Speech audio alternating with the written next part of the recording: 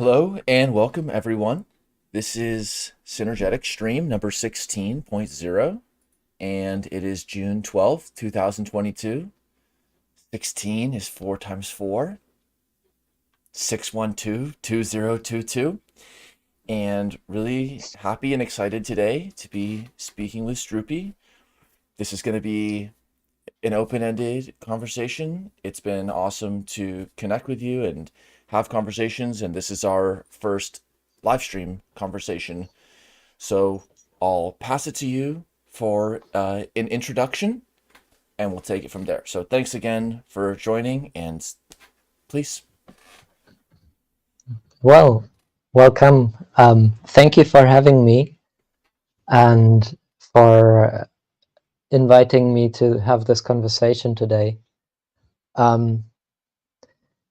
I've been following your live streams, not live, I must say, but following them in the recorded version for a while now, and I've greatly enjoyed them as I've been, soaking in anything synergetic for the last something like 4 years now. And yeah, it's a very beautiful resource, I think, the kind of way that you've been digging into the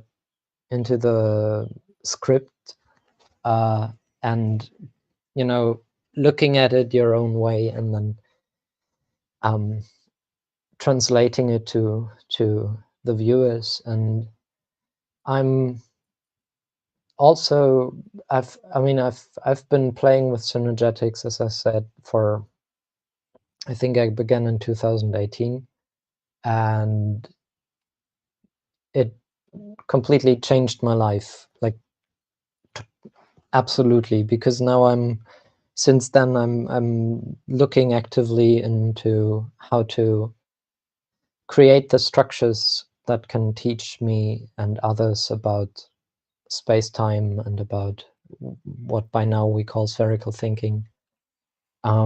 I've been drawn into the design science studio, where I've been involved in a project among a few of us that we call the Fuller feedback systems. And within that nest, we've been playing with words and models and all kinds of things. And, it's just been a very beautiful place for me, because I'm very deep into the spontaneous and the playing by heart, the thinking out loud, and these kinds of things. And doing that with a group of people over an extended period of time is just a very, very great experience. Okay. So maybe let's just start at the zero frequency layer. What is spherical thinking, and how do we enter it? Yeah, well, spherical thinking to me is just another name for synergetics. It is a way of acknowledging the fact that universe itself is spherical in nature, and everything that we experience around us tends to be spherical, with a big, I think you say caveat in English, which would be to make clear that I'm not speaking of Greek spheres, right?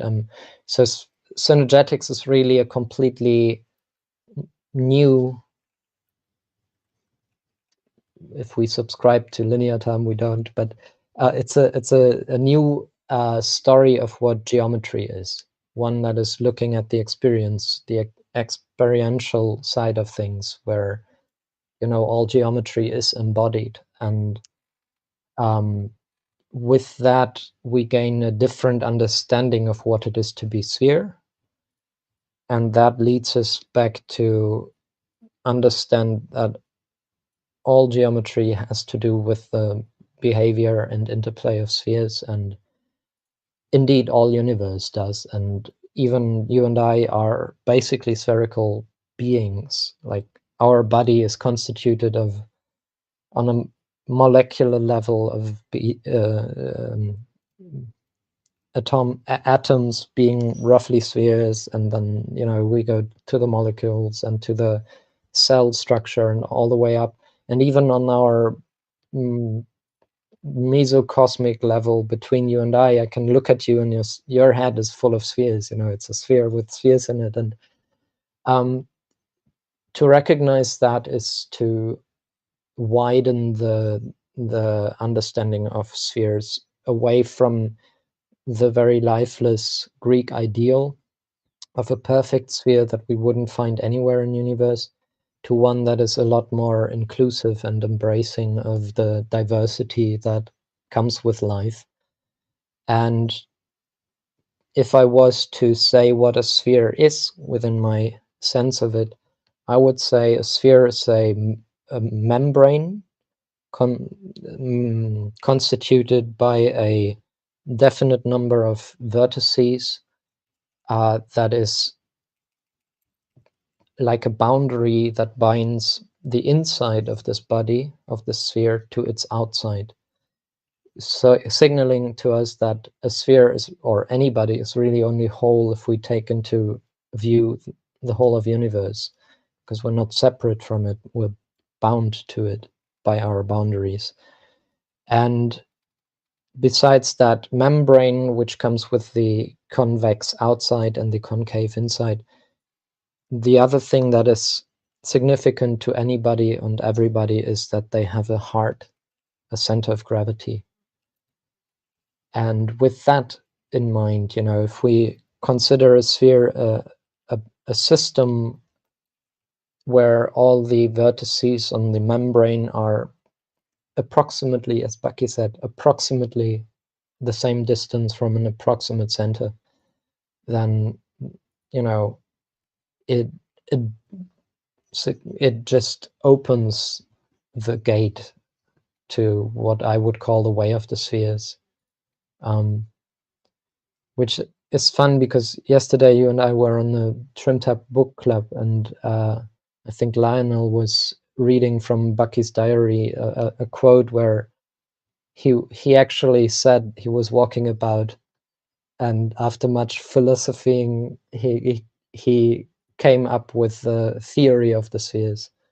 So he had that, he turned it into synergetics, and I took synergetics and turned it into the way of the spheres. So I guess it goes full circle. But that's how it goes, round and round. Great. Well, let's keep the sphere in the middle, Mm-hmm. like a oxygen molecule, and I want to go two different ways, like a water molecule. We can contrast the sphere with a cube, so that's one branch, and the other branch is right here. I have a metal sphere and a Mm-hmm. metal tet. So Mm-hmm. these shapes or forms or matter look so different, and they feel so different. The tet, I'm fidgeting with it and it's poking me, and the sphere, it feels like it's going to slide out of my hands. It feels like it's made of quicksilver. So Mm-hmm. on one hand, how is the sphere different from the cubic mode of thinking? And on the other Mm-hmm. hand, why do we find the sphere and the tet to be such natural cousins or partners when they feel and enact so differently? That's a very good question. And the first thing I think we need to make clear, and I think that is really the central message that was wrapped up in synergetics, is that the Greek geometers were pretty good storytellers. They invented a whole universe of solids, and within that they could superficially look at the shapes of the world and say, well, this is a tetrahedron, here's an octahedron, here is a hexahedron or cube, and so forth. But they did not have a structural understanding of the matter. So they are defining all of these things as disembodied. A point has no dimension to it. It's nobody. A line goes to infinity. A plane is a square, and space is without time. It's static. But the fact of the matter is that set cube is really set.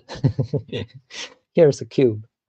All right. So this is what the mental model of a cube looks like translated into the reality of space-time. And it turns out it's not a form, it's a transform. It's not a structure. We can make it a construct, but by its own right, it's not a structure. We can transform it into one. Like here is the equivalent of Kirby's quadray. Shout out to Kirby. Here is one way of holding it at least in one place, and the rest is structured. And then we could do it like so, and we get that very, well, you call it TED. I would call it a 4-eyes.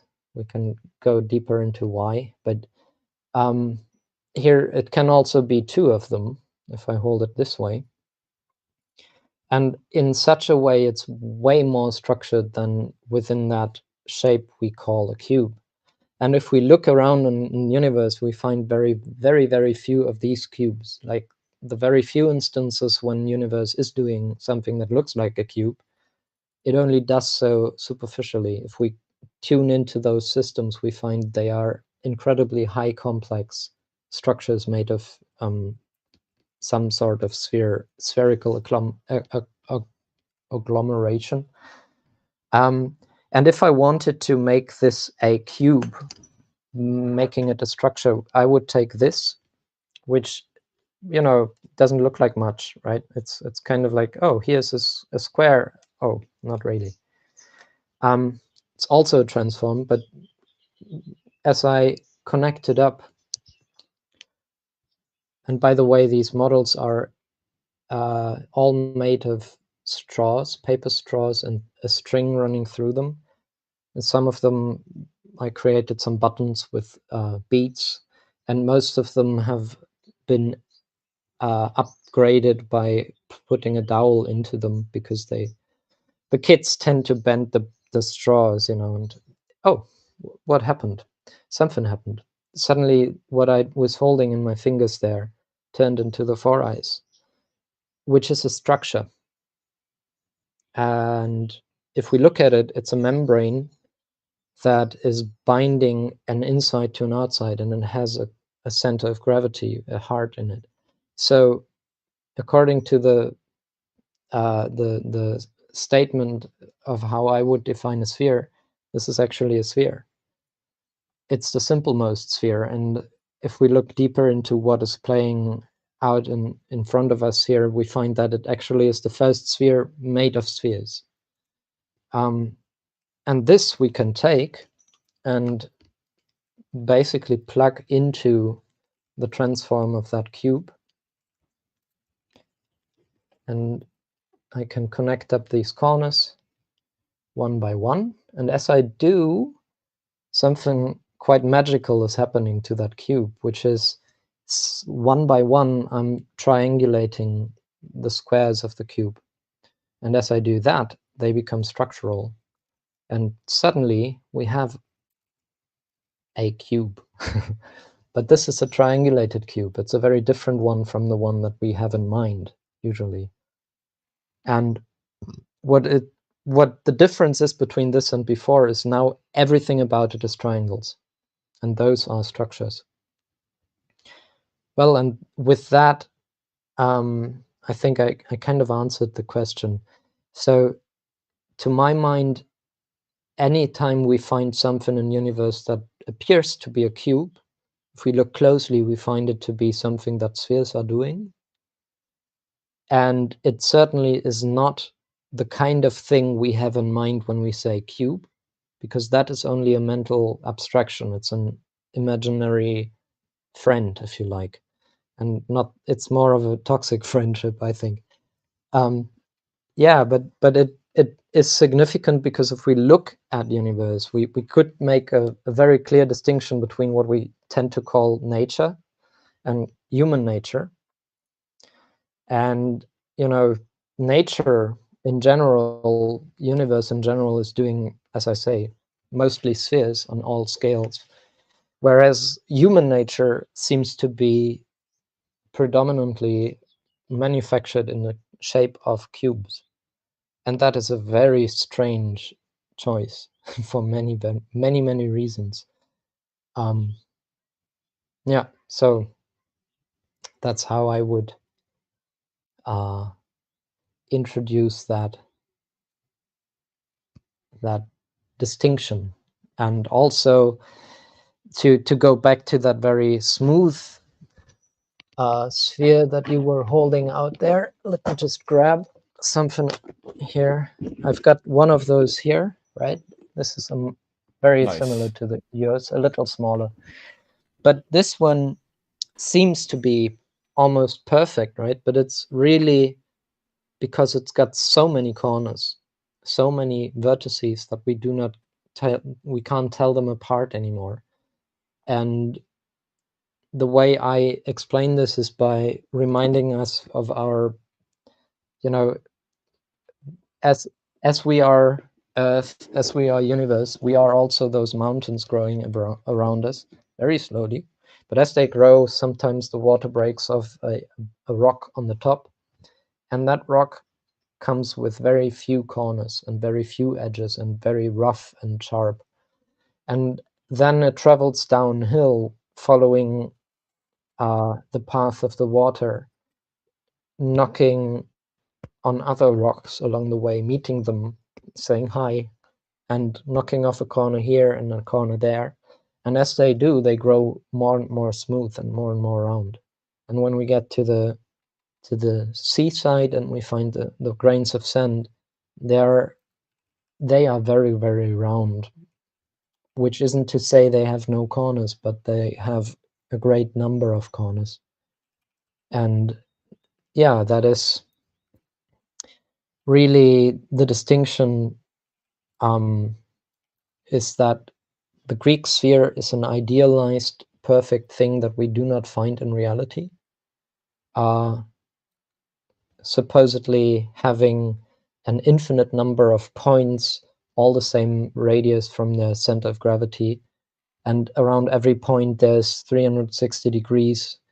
And, you know, that contradicts everything we know from physics in terms of thermodynamics and these kinds of things, because such a system does not have any holes to transport or exchange information. And if we do find a sphere that looks very much perfect, then it is something that is usually a very high frequency system. But it has a definite number of corners and many holes, many eyes. Awesome. So just a few of the pieces I note there. Just like the first planar shape is the triangle, and that's when we go from the two lines to the third line. It encloses space on the plane. But when we enclose space in our 4D world, we need the tet as the minimal shape. The four eyes is the Mhm. minimal shape. And we can also arrive at the tet Mhm. from four oranges. Four of these stacked next to each other. Yeah, Their centers are hanging. the four Yeah. vertices, four vertexes of the tet. And then Yes. even now, I look back down at this and I've touched it and it has started to rub away and even soften the corners, but there's still a finite Mhm. amount of material. And so that was very interesting that by defining the sphere as the membrane with some Mhm. defined or finite number of vertices that is separating or Yeah. partitioning the inside and the outside, when you have 3 points in system, you have Mhm. something triangular and 3 points make a plane. And then the fourth Yes. point is going to break into, unless it's coplanar, is going to enclose space and make it into a regular or an irregular, like different edge lengths. And we're getting awesome, great comments in the chat. Very fun. Thanks everybody for Oh, those. Oh, wow, there's something going on. Um, I'm not actually following along the chat here. no need to. I'm trying to see you on Jitsi, and it turns off your camera every now and then. And one other connection between the tet and Mhm. the idealized sphere. Sometimes I think about if it were a membrane like a balloon or like a cell Yeah, membrane, and it were inflated, so that the 4 points still on the edge remained as the furthest out from the heart, but yeah, that the sides inflated so that it were like a ball. And just as you had the tet that was triangulating and structuring inside of a where's the cube, camera? Yeah, yep, to this one is have, a little more round than yours. oh, nice with the beads. And just like how the tet was providing structure inside of the cube, which, Hmm. by the way, anyone who has built even the most rectilinear house, why do they always use that cross bracing? Why do they always omni triangulate?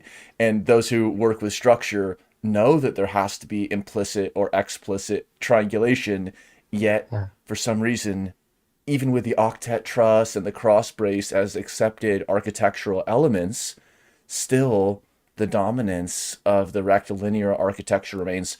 But then I just imagine the tet as also sort of scaffolding or being the internal cytoskeleton of an idealized sphere that is like Yeah.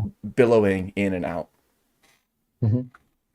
And if I may comment on that notion of everyone who made a house or something, put in those braces, or at least if someone makes a, like, even like a, if imagine someone made a cube out of steel pipes, and only had the outer edges, they would use some kind of connection in the corners, which in the case of steel might be a weld.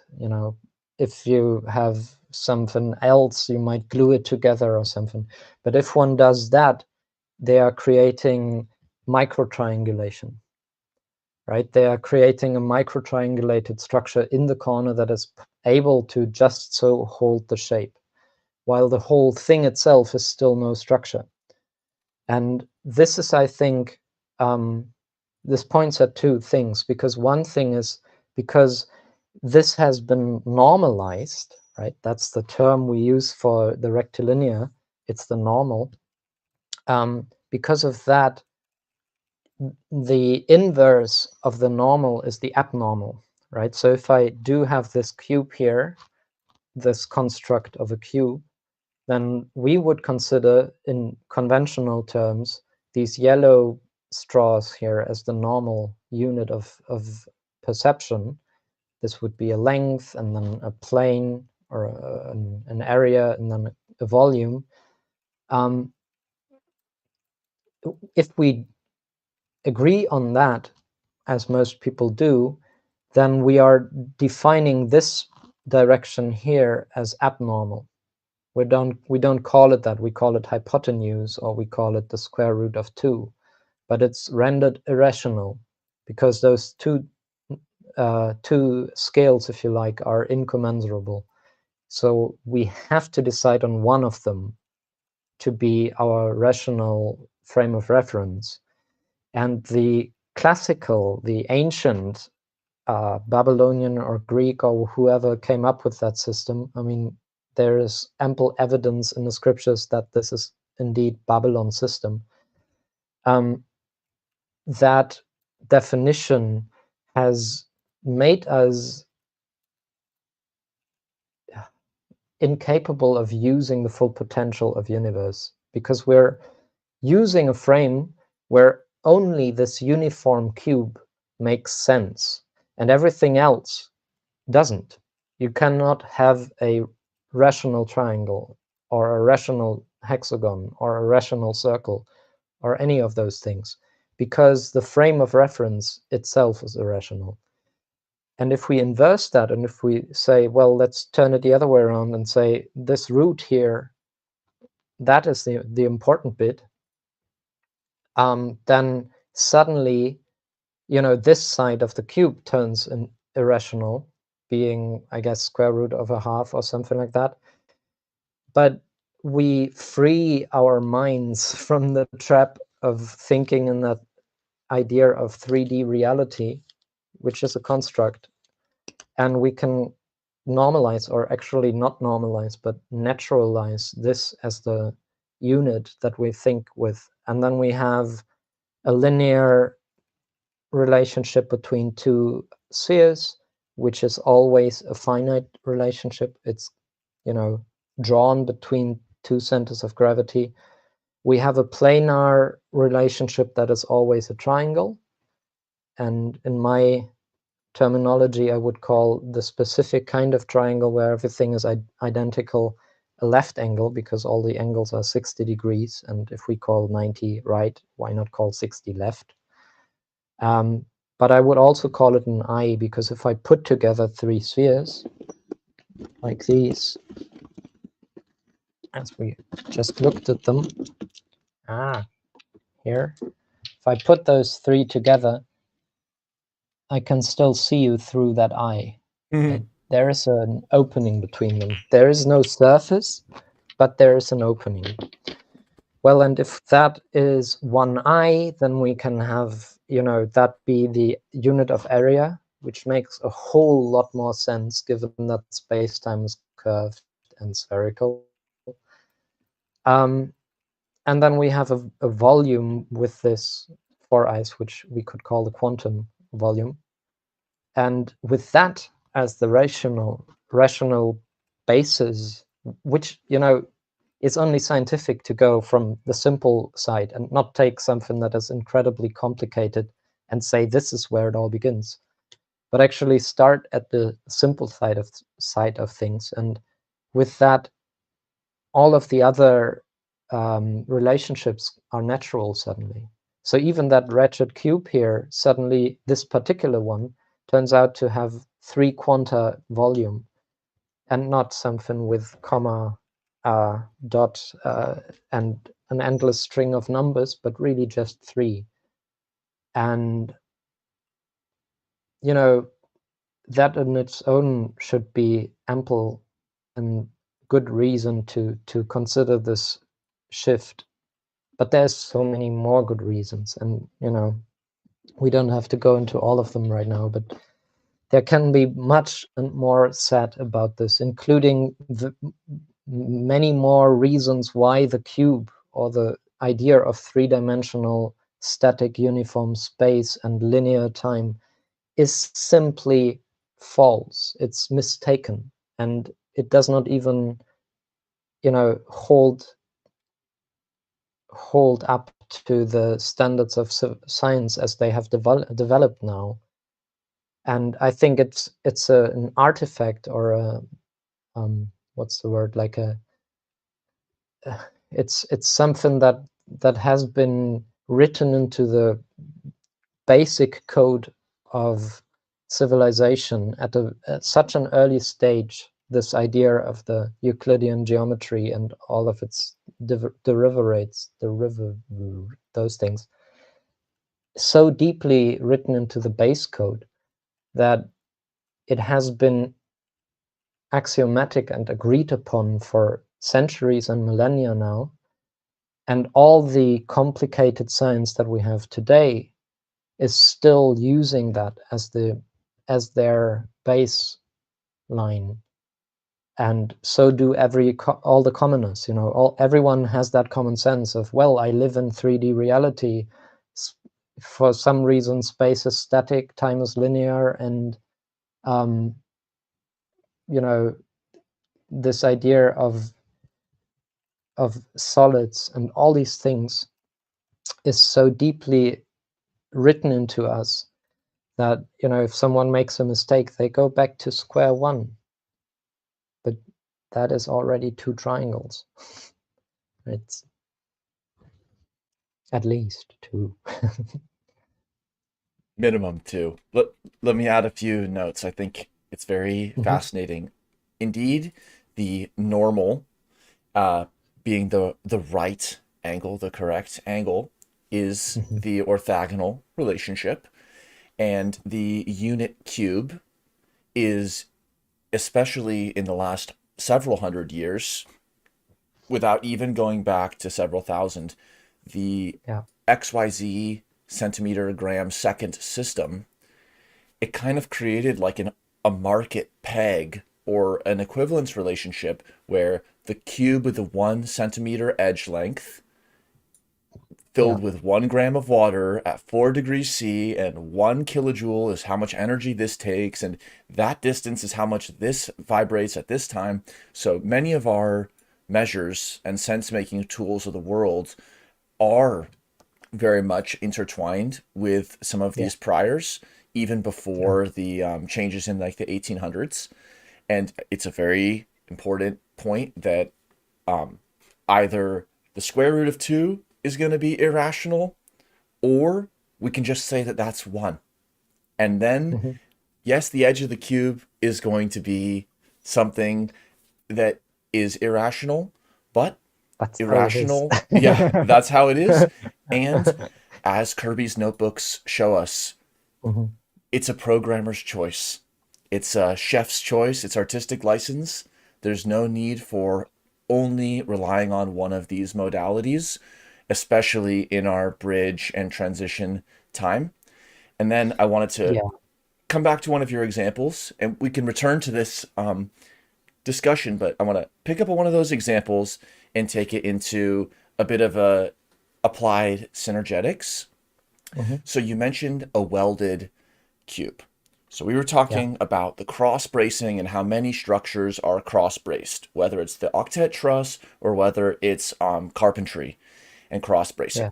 However, somebody might say, well, you've made that floppy cube and you're trying to prove a point, but I have this welded cube, and, slams it on the table. Isn't that a cube with integrity? And then you pointed out, well, actually, at the micro structure, down to the Hmm. crystalline structure, there are close packings of spheres, and there's relationships Yeah. that are more consistent with the spherical thinking. And then Yeah. that made me think about how our multi-scale system, to coerce it into the cube that has this limited integrity, it Or causes none. fractures and schisms. And so it's Yeah. like, to coerce structure and build this high cost, high fragility structure in the name of what? Just promoting cubes? We end up at the welding joints and in the center and on the margins. We end up Yes. with this leveraged stress that ends up fracturing the total integrity. So, how might Of that life. Yes. allegory of the welded cube relate to social tensegrity, or the way that we use language and the way we educate and think about synergetics? Well, that's a very small question, isn't it? Well, there is so much to be said about this, and it's really, I guess it's as good to go anywhere into this complex of thought. So if we for once take a step back and we look at all the variety of humanimal existence on the planet, we find that we have the traditions of civilization, which originate in some of them in the Mediterranean. Those turned out to be the most dominant over time, civilizing the tribes of Europe, and then those a millennium later went out to civilize the rest of the world. There's also other civilizations that tend to have this focus on the square and the cube for whatever reasons, but there's also evidence of people that actually have a very different frame of mind. And one of my preferred examples of such a culture would be some of the people, the native people of Turtle Island, what now is called the Americas. And for instance, most people know of the teepee, right? But there's a difference between a Cree person setting up a teepee and a Wasichu, a white, for lack of, it's not a color thing, it's more of a different frame of mind thing. But these two people would set up the teepee in a different way, probably. And that difference is that the Cree would go into the forest and cut down the trees that they need for their structure. And they know by cutting down the tree, they're killing it. They're taking the life of the tree.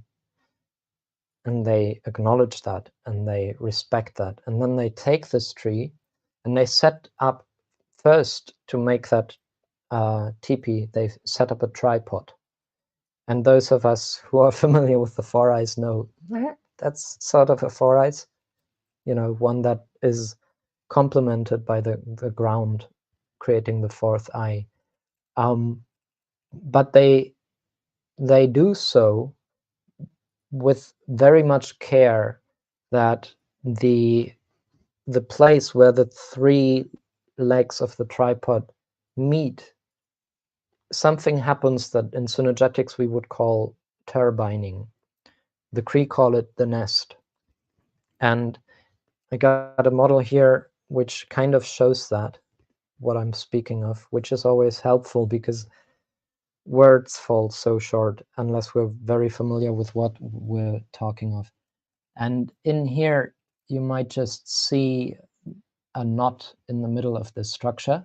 And looking at it this way, you kind of see those three dowels going in, and they pass by one another in a kind of a dance where they go whit like that. But there's no hierarchy in that. And that is where the Cree say, when they do that, the spirit of the trees comes back and re-inhabits the structure. So to contrast that, most European-rooted people, European-minded people, would set up a tripod going first across, making a cross with two, and laying the third one on top of that. And that is without pattern integrity in terms of synergetics. It's without minding what is happening on the structural level. And it's also manufacturing a hierarchy because you have two that support a third. And this is kind of symptomatic, I would say, of many of the things that Europeans, for lack of, there's so many ways we could label this. We could say, just for this conversation, the box people. The box people would build a house, like in the old days over here in Europe, they would start with a timber frame in many places, depending on the local resources. A timber frame, and the carpenters, they would set up the square thing first, and then they would put the cross beams in second. And in my tongue, in German, that cross beam is called Strebe. And therefore, we could say the person putting it in is a Streber, which is the word we have in our tongue for someone who's, the kind of person who's in school and doing always a little more than was asked just to become better, right? There is a connotation there that isn't really nice. So in a way, what this implies is that putting in the cross brace is doing a little more than would be necessary. When the carpenters themselves have a saying which is, Viereck vergeht, Dreieck besteht. The quadrilateral dissolves while the triangle remains. And in such ways, there is a deep understanding that we do need the triangles to make something last. We need the cross bracing in the IKEA shelf after putting these heavy as square boxes together. It's the little triangle that holds it in place. But all of that comes with a high price, in more than one way. One of those ways is by doing that, by first setting up the box and then bracing it, we are bringing into that structure a rigidity that is unnecessary and oftentimes dangerous in case of an earthquake, for instance. But we're also investing vast amounts of energy and material to create something that is not necessary. Why do I say that? I'm kind of looking for this here. Okay, so check this. When I made this particular model, this one I showed you, I had originally these yellow straws at the same length as these ones of the 4 eyes. Just imagine we were standing in front of a forest and we wanted to make a house, and we do need the cross braces, and that's the length the trees grow in, and we cannot go longer than that. So if we want to make a box, we cannot make the box as long as those trees, because we need the cross braces. Those need to be longer. So that's the tree size, and we cut it to get to the size of the square, the cube. But that gives us leftovers, and I got the leftovers of that cube here. And I turned the very same dozen straws into this, which is a structure in its own right. This is the 8 eyes. And this is a very tiny 8 eyes, but it's a lot more strong and stable than the cube would ever be. However, if we were to take a look at the 8 eyes, if we did not cut the trees, the straws in the first place, because we were just going to make an 8 eyes instead of a cube, we could have taken the full length of the trees and turned those into the 8 eyes. And by doing so, let me just put these together. See how adding connections triangulates this and makes it more and more stable while not being rigid at all. This is completely dynamic, not static and lifeless, and certainly no inanimate matter. This is animate matter, or any matter. And now putting in the last connection here, here is our 8 eyes. And this one has the same relative size as this 4 eyes. And it turns out the quantum volume of that 8 eyes is actually 4 quanta, while this cube here is only 3 quanta. And that is stuff, you know, people who know synergetics may have understood this. I hope they do. But most people have no understanding of this at all, and they wouldn't even know what this could mean. But what it does mean is every time we decide on the neutral uniform cube, we're deciding to disintegrate and to create waste. Because we could have taken those straws and gotten more volume out of them, right? Without the additional structure inside, this could have been that. If I could just comment, I think Yes. that's very consistent with doing more with less. Yes.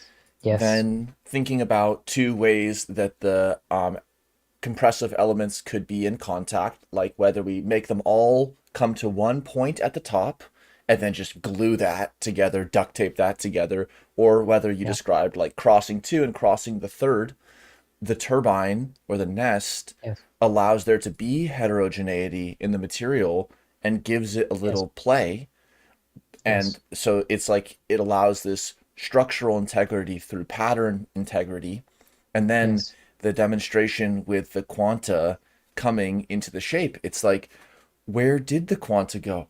How did the spirit enter the eight eyes, where did it go in the cube? Where was it squeezed out? And that is so important when we're thinking about how to do more with less and how to make a world that works for everyone and make enclosures Yes, of society that do work for everyone. yes, and I love the quote with doing more with less, this whole idea of ephemeralization. But it's also necessary to keep in mind that we're currently doing the opposite. The conventional systems, whether they are monocultures on the fields or monocultures in the heads, they lead us to do way less with way more. Hence, having an Earth Day in April where we've just used up all the resources that planet Earth can regenerate in a year, and then there's months to go, right? So all of that is a consequence of this very, very, very senseless framework. And it's I do agree when you said, like Kirby says, we can make that choice if we know about it. First thing, we can make that choice only if we're instructed or informed about this. But I believe it is high time that we actually stop considering how can we think outside the box and realize there is no box. We do not need to think with boxes at all. We can really let that come to rest and wholeheartedly embrace all of the stuff that Bucky has really left us with. And if we do that, I think whatever flavor of human or humanimal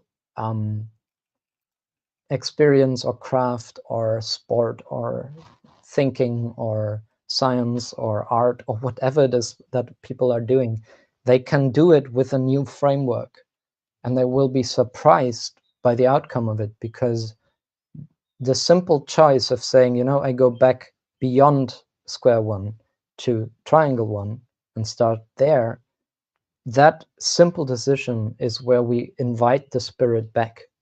And everything we do within that framework begins with the whole and never breaks it apart, but only complements it and makes it more whole. And if we do that, we have the integrity of the whole of universe on our side, and we also gain synergy along the way on every step of the way. And that is something, I don't think we have we need to shift to renewable energies as much as shift to synergy. If we do that, we do not depend on as much energy anymore, because there is incredible amounts of waste currently mindlessly being produced because people do not know synergy. They don't know any of this stuff, I think.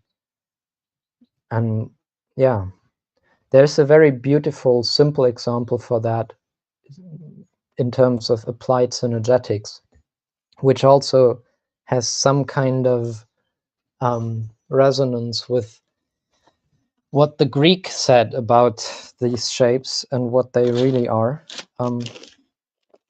I just might need another model for that. I'll make a note while you look for Yes, another model. yes, I really enjoyed the transition from outside the box thinking, think outside the yes. box, to there is no box or something else with similar Yeah, sense, because from outside there the is no box, spoon. there's no spoon indeed. Um, spoon is sphere. Mm-hmm. Because outside the box thinking, it's an implicit reification of the box. Of the It's box. like saying, Indeed. you can leave the box. We'll be right here doing Yeah, most of our thinking inside the box. So whether you're yeah. inside or you're outside, the reification is of the box. And Yes. then just on one personal note, and we can talk more about biology later, it reminded me of studying genetics in undergrad Mm-hmm. and asking, well, what is a gene? And that Mm-hmm. pushed me on and on and on in genetics until they said, all right, that's in philosophy now. Now that's philosophy of Yeah. biology. It's like, You've wait, lost. You've left the box. You get higher level of the box Uh-huh. until you're outside the box, and then they say, well, you're in a different field. You're in a different In a cereal different box box. on the Yes, shelf. And instead, indeed. we could have just had a different partitioning of questions and practices such that Yes, that mystery around, for example, what is a gene or other kernel questions like that become part and parcel of the actual field rather yes, than the bright line or the shibboleth that people use to test who's a true believer in this one way of yes, thinking. yes. I agree completely, and I think, you know, I wanted to make this point earlier, but I got sidetracked. But you know, if we look at the normal life of a civilized person, they are born, and more often than not nowadays, they are not even born naturally, but they are born at least in a traumatic environment for the mother, or even most often now, they are born through a C-section, which takes away the whole thing of going through drawing out of the womb into the world, which, you know, if we look at a flower, it doesn't really help if you help the flower by opening, you know, it doesn't help the process of opening the flower if we do it. But if someone is taken out of the womb in that way, they're put into an incubator, and there's the first box. I mean, the hospital was a box too, but there's your own little box. And then most people spend all their life in boxes, from literally the houses they're in, to the books they read, to the images they look at, all the screens they look at, everything is boxes. And they say it's neutral, it's normal. It's not. And then after a whole life of boxes, we die, and then we're buried in a box, right?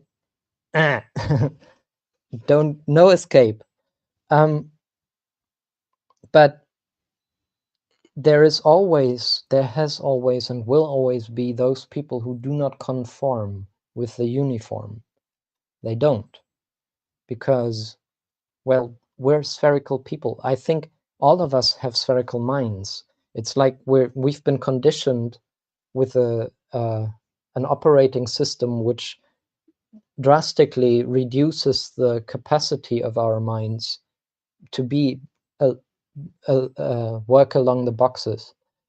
But we all have a spherical mind that is running this operating system. You know, that way around it can be done. We can hold the box in place if we are mindful of the actual framework that underlies it. It's just half the story has never been told. This side of reality is ignored. Ignored. It's, you know, actively put aside. And yeah, I think now that I got the model ready, I could just show you quickly what I was the one thing where synergy is very clear, and it's a very beautiful example of how applied synergetics can really make a difference, particularly now in our present day and time. So the Greek geometry, which is, you know, come to us both in the way of pure mathematics, pure geometry, but also sacred geometry. I think it's the same tradition. It might be there was a different one with the Pythagoreans and the Tetractys. I think that was a lot more synergetic. But the one that most people are familiar with the Platonic solids and that stuff, is identical, I think, to the sacred geometry. It's just one is even more esoteric than the other. But within that frame of mind, they say this is a tetrahedron, and they identify the tetrahedron with the element of fire, because, well, if you do make a fire, you put the wood on the ground, you burn it, and the flames go up, and everything goes up into the air. And then in the end, we're left with ashes, right? So everyone thinks that's how a fire works. No, fireworks. No pun intended. However, what happens if we turn this thing upside down, or downside up, or whatever, the other way around? Suddenly we have a synergetic fire, not an energetic one. And the differences are stark, because now we have something that collects the fuel that we throw into it. It doesn't disperse it. It's safe from the wind while still drawing in air to breathe. And well, there's a few more things, but the most significant is we get a fire that does not burn to ashes. Why is that?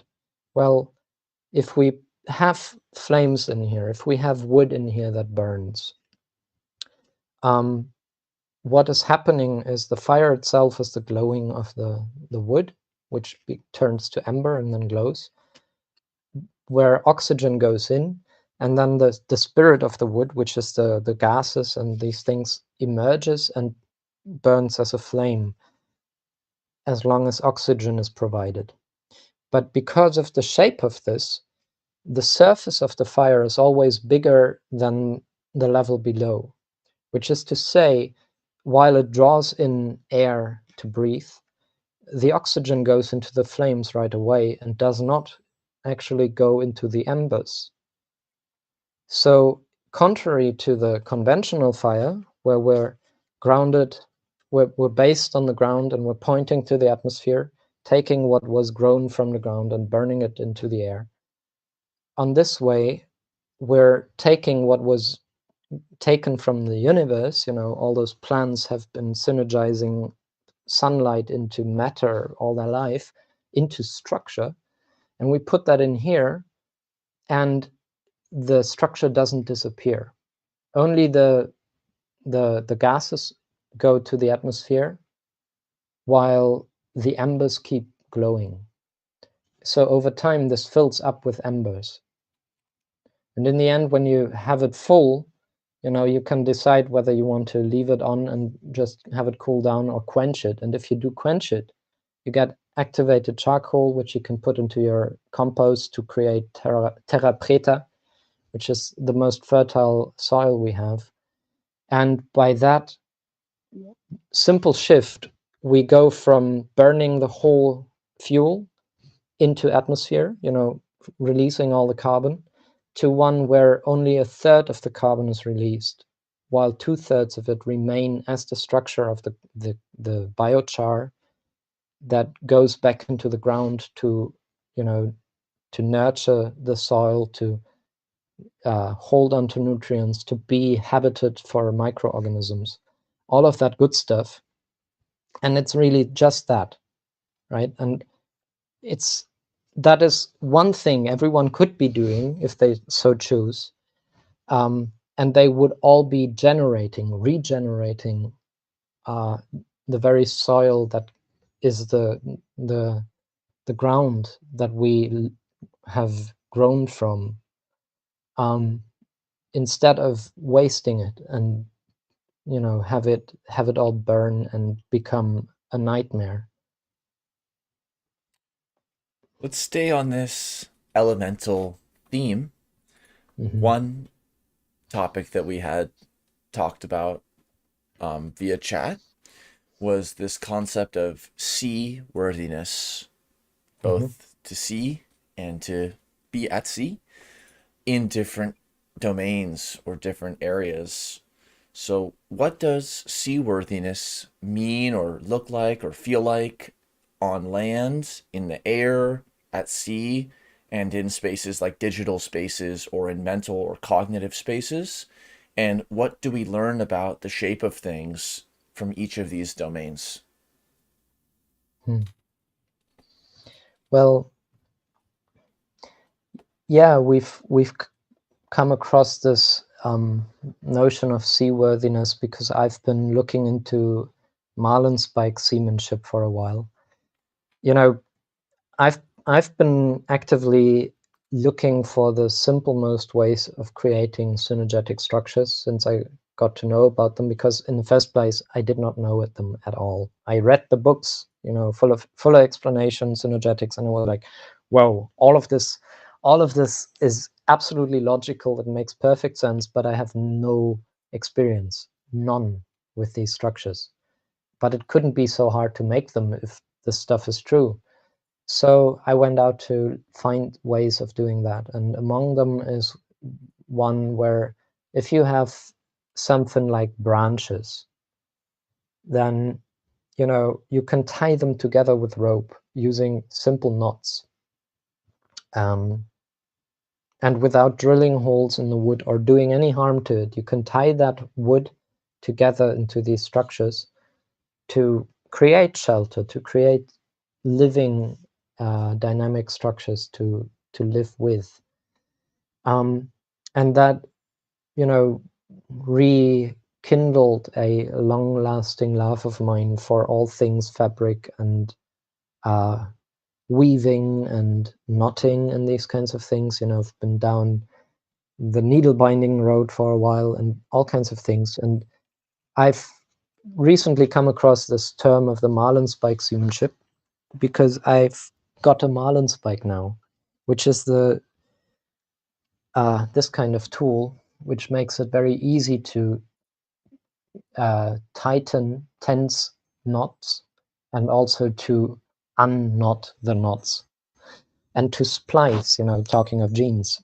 That is the marlinspike, and it gave its name to a whole craft, which is the tying of knots and all the stuff that has to do with rope works and sailing and these things. And there's still a few people who know these crafts, but the high time of that is long gone. However, I think synergetics itself is clearly informed by knowledge of the seas. Like Bucky was a sea person, clearly. He grew up around the sea, on the sea, in the sea, and he went to the Navy, which opened his mind to a more global perspective and all these things. And he clearly saw the relationships between what he called synergetics and these arts. And well, I've been realizing that too. Like, if you look into marlinspike seamanship, you'll find it's completely 100% synergetic. It's like one of those ancient crafts of synergy that have never been named that, but clearly express the knowledge of pattern integrity and structure and tension and these things, used to create vessels that are seaworthy. So vessels that are capable of carrying people and loads across the sea. Now, for most of us, we're born and raised on land, and the sea is something alien and strange, even though it's like 3/4 of the planet. And to Bucky, he realized with his Dymaxion map that actually there's only one ocean and one continuous chain of land. But he also, when he realized there's only one ocean, to his understanding, it's not just the ocean of water, it's also the air ocean. And that, hints at the fact that we could very well indeed create seaworthy structures on land, particularly now that the air ocean is getting more and more vicious in response to our mindless waste of integrity over time. Many people fall victim to earthquakes, for instance, or to hurricanes or whatever stuff, floods, all kinds of things. And all of that is because they built their homes thinking, well, the ground is solid. You know, it's not changing. We can build a firm foundation and then have all these building blocks that we put on top that, and then we get a castle of our own. But many of the traditional crafts of making houses are a lot more resilient. Many people for a long time have been living on houses that sit on poles, for instance. They don't mind the water rising, they just get longer poles.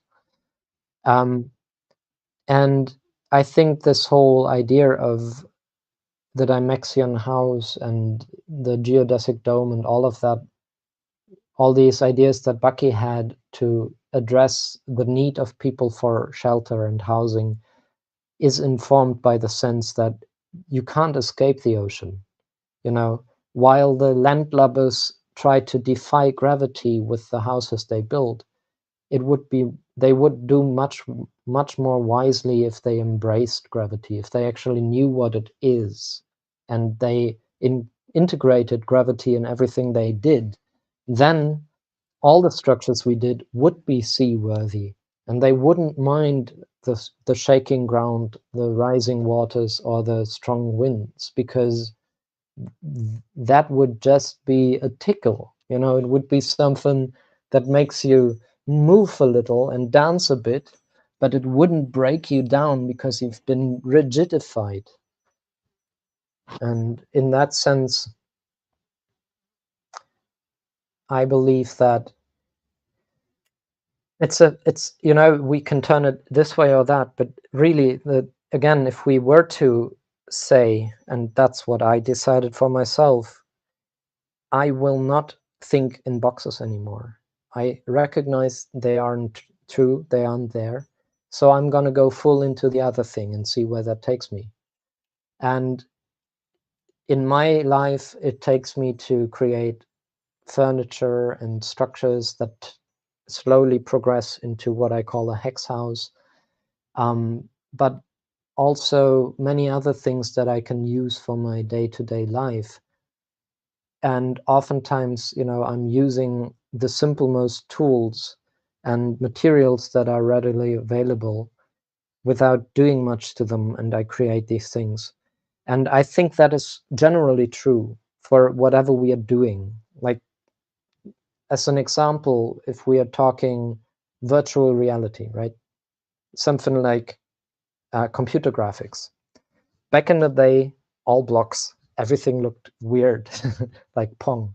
And then there was a major change when the first time the graphics went triangles. And suddenly it was much more lifelike. But up to this day, when we speak of those virtual realities, we call them 3D.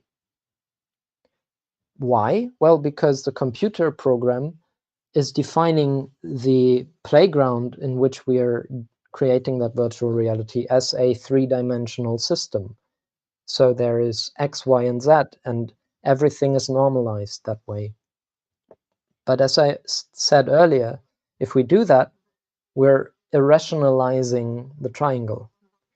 So now we have incredibly sophisticated computers that can do calculations that,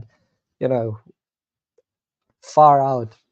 And most of their calculation capacity goes into rounding all those many, they call them polygons, but really triangles, because every single triangle is irrational. And for every single one, the computer has to decide, I'm going to take it to that many places beyond the dot, and then I'm going to round it. Well, if the computers were trained otherwise, in, for instance, the quadray system, then it would be round from the beginning. It would be beginning with the whole of universe and would organize everything four-dimensional as universe is, which is to say all the triangles are rational, all of them. And then, I mean, first thing is the computers would be free to not only render the surface, not only calculate superficially, but actually go into the matter and render the whole structure. but also it would just save so much energy. And then, we can take it from there. We can say, why do we cut the silicon that grows in hexes into squares to make microchips and solar panels? Why do we not keep it as it is? Why do we cut all the trees into blocks to make boxes out of them? Only harming the matter, harming the forest, harming the world, harming the whole, harming ourselves in the process. All of that is unnecessary. And it's something that we've been doing because it's always been so, but there is no reason to continue.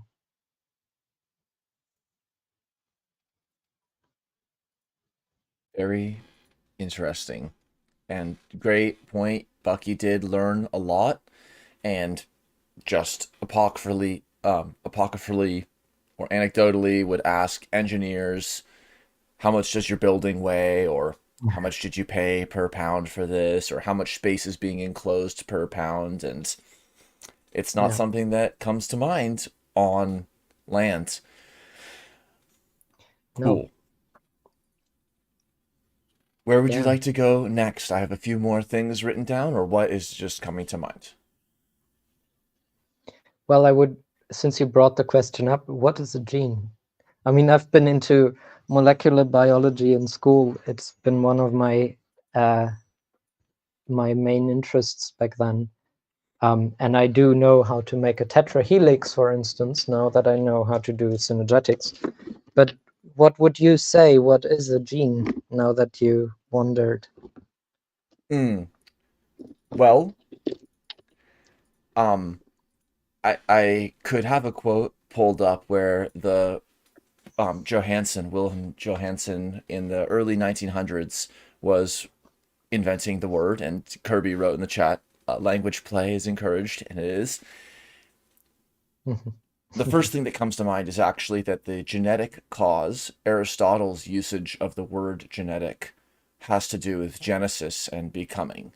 And it was Yeah. used as the word genetic referred to of the genesis before it Mhm. referred to anything about cells. And in the end of the 1800s and the beginning of the 1900s, people were making advances in what was called cytochemistry, like molecular analysis of cells, and also with Mhm. microscopy. And so they were able to Mhm. see different sections of the cells for the first time and do breeding experiments and starting to analyze some of the molecular basis. And again, I could find the exact quote, but Johansson writes something like, I'm drawing the word genotype and gene from gen in German, and I'm just noting that the word is free from any hypothesis. It's like, talk about statements that didn't age well, or that, the ship was set sail and then the creator's intention didn't really follow through. And especially after the molecular advances in the 1900s, the gene became increasingly identified not with the conceptually particulate unit of heredity or evolutionary Mhm. change, but rather specific strings or sequences of DNA, because it seemed Yeah. like, well, these are those relatively immutable strings of heredity, right? Aren't they what's being The carriers transmitted? of, yes. Yes, and Yeah. and then there was a sort of broadly held professional conclusion that indeed the equivalence was between genes as linear strings, and that was sort of codified most simply in the one gene, one protein, one phenotype Mhm. hypothesis. Yeah. And that was just the idea that, like, I don't know, that the cell's like a bowling alley and it just does Mhm. one thing and it goes in a straight line. Um, Although, interestingly, people often say that the central dogma means DNA, RNA to protein, but in fact, the central dogma was no reverse translation, which means protein information does not return to the nucleic acid world. But even then, it was known and suspected that RNA could go back to DNA. And Oops. so there's many ways to go, and it's an Yeah. interesting area. And to also connect it to Synergetics, thinking Yes. about how different aspects of the cell, whether they're metabolic or the cytoskeleton, are actually best understood as being a balance of tension and compression and Yeah. giving rise to this emergent resilience through dynamic interplays of, for example, metabolic reactions that are both building something up and taking it away. And in Yeah. biochemistry, that's called a futile cycle sometimes. And it's like, well, doesn't it increase the adaptivity of the process because it's paying sort of an idling fee, but then it's ready to ramp up? It's like, yeah, it does that. Oh, okay, so then it's not futile. Well, it is futile Hmm. because it's building it up and breaking it back down. Yet that's the nature Yeah. of metabolism. So it would be a great project or avenue to explore how some of the molecular and material reductionism becomes intertwined. And when walking and biking around, Hmm. biking on my tensegrity bike, the one with the spokes, the Hmm. tensegrity bike, Hmm. I see things that say like, And the four eyes that's right, under the saddle. a billboard will say this is in our DNA. And so it's like people Yes. receive the geometric constraints that you have mentioned earlier, Hmm. and people inherit and imbue themselves with these molecular genetic constraints, like it's in our DNA and that's destiny, and all these very interesting ways. And they're just one way we can be educated, and learners of all ages can become part of this regeneration of their mind. Yeah. And isn't it interesting? I mean, the name gene, speaking of, I guess, one base pair, that is reminiscent of this whole civilized craze, this madness of let's find the building block. Let's find the smallest constituent, and if we only know that, then we can understand the whole. When really, I mean, what is a gene without the cell or the organism it's living in, right? And even what is a single base pair if it's not member of a whole string of DNA or RNA? So it's clear, as with all living things, that this is a case of synergy. It's clearly following synergetic principles.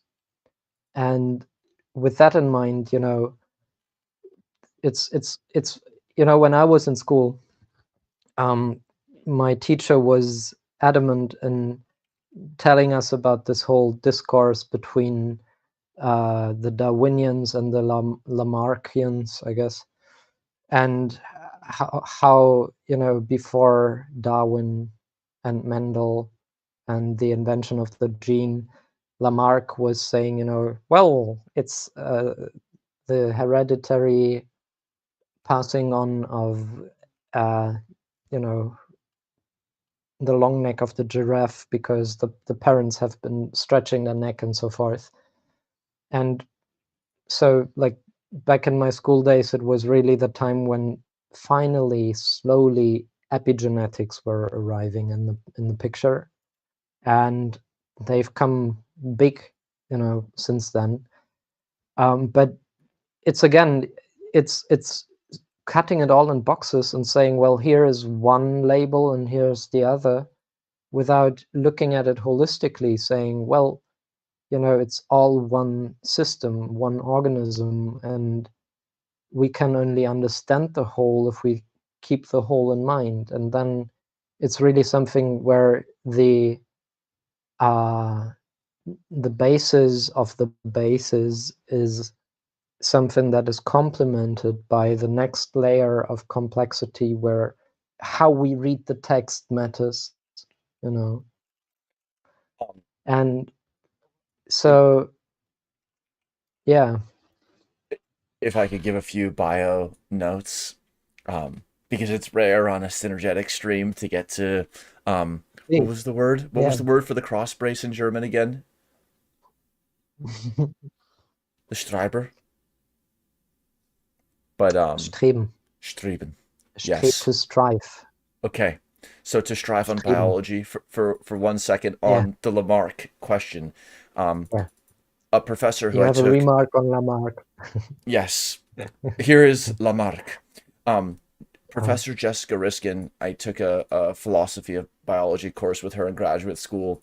And interestingly, Lamarck in his day was seen as too much on the mechanistic angle because people believed mhm. in elan vital in this force of life, and Lamarck was speculating that there might be like a fluid that conveyed some type of information intergenerationally that was too Yeah. reductionistic, it was too scientific. Yeah. So catch 22, Ooh. darned if you do, darned if you don't. And then here was the quote Yeah. from Johansen in the early 1900s.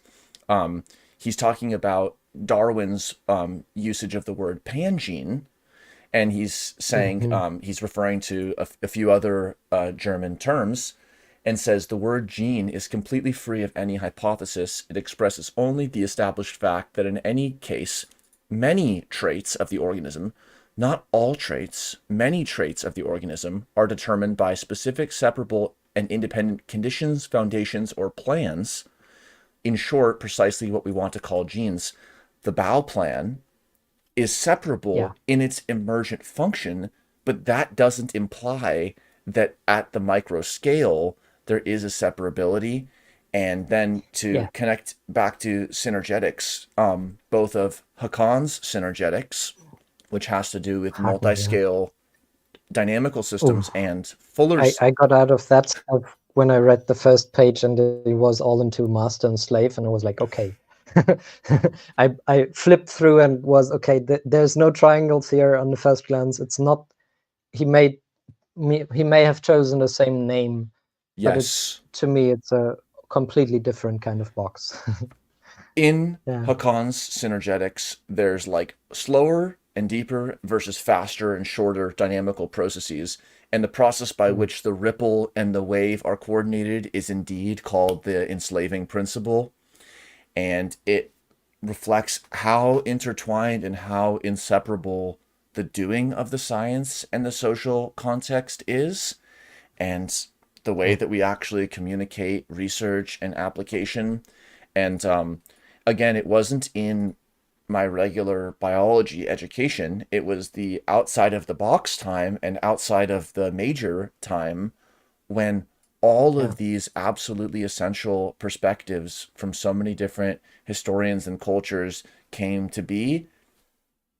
So that Mhm. just really like serves as a permanent reminder to me about how even when talking about something that's ostensibly physical, even before getting into anything in the metaphysic domain, still there are more mysteries than we know about and more perspectives than we've heard. And we Yeah. have to thread the needle, thread the marlin spike between Yeah. simply hearing every perspective and actually developing one of our own so that we can serve. Yeah. Yeah, I agree. And I think, Bucky spoke of several kinds of integrity, right?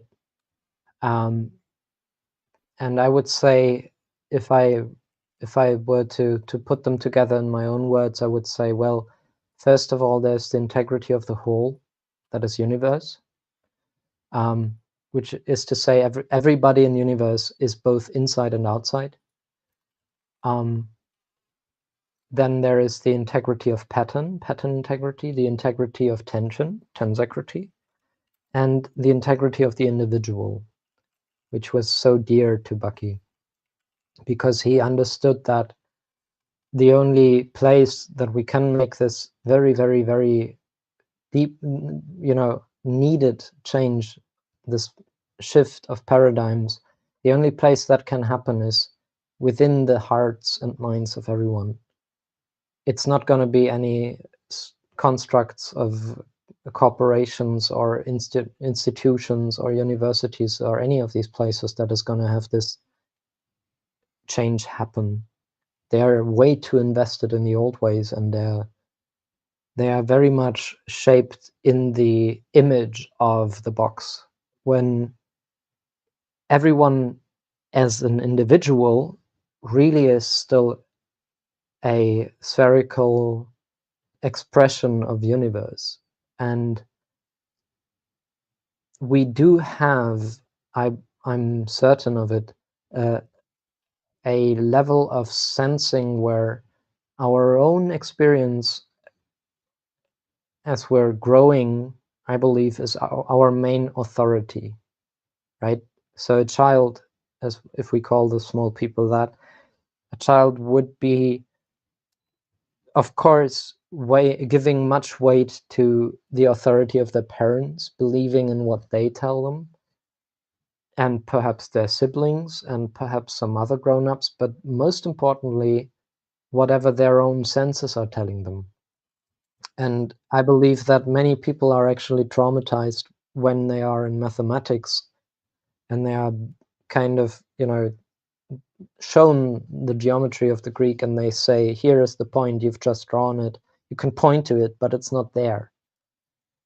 Because that is the moment where the individual's sensorial integrity is being overridden by the authority of the book.